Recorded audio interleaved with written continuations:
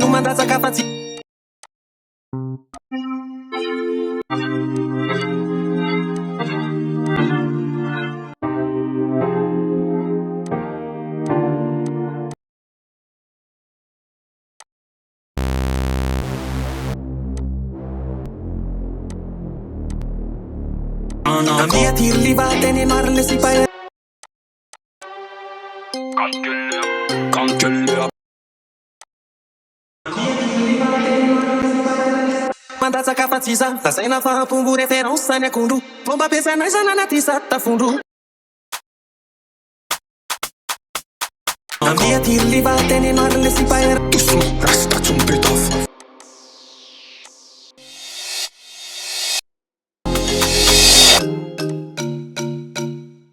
Eri mon amour anareo fatsatsika raha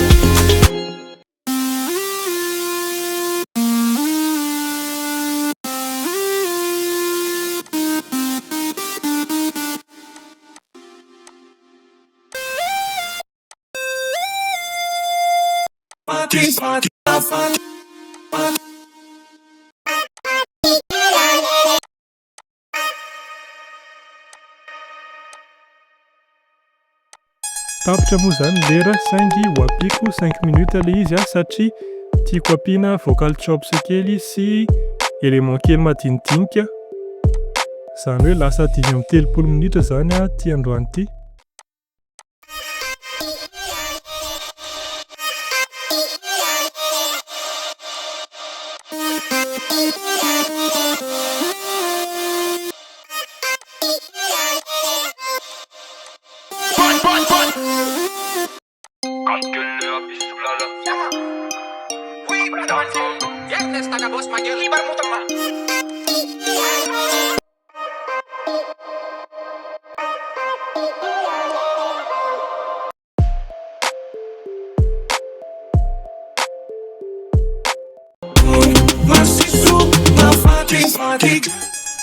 Tapitra ny temps additionnel dia hoegnontsika miaraka amin'izay ny résultat final.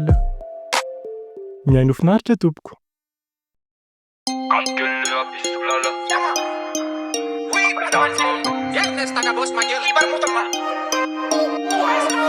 Kankelle apissolala Maplela multo mapiaka toscanama Napaina WhatsApp tsokana Sasindenda famnono anavutarana Ami'ity livate ny mariny sy paheriny takabosy no mandrazaka fatsisa Tasaina fahampombo référence ny akondro Fomba ampiasaina izany anaty sary tafondro Doucement, reste ton pétaf Avec moi, les bêtises sont focastica Attention, t'es comme un bus tapé de non à dire sucré naga Chéri mon amour, anareo fatsatsika raha savony saforella madio be mantsipika Ataoko jiaby zay rehetra revenao Manao 15 sasalamba manadio manala ao Masika, matita pelepika ambany ambony Masiso, mafaty kely aneleny Masika, matita pelepika ambany ambony Masiso, mafaty kely aneleny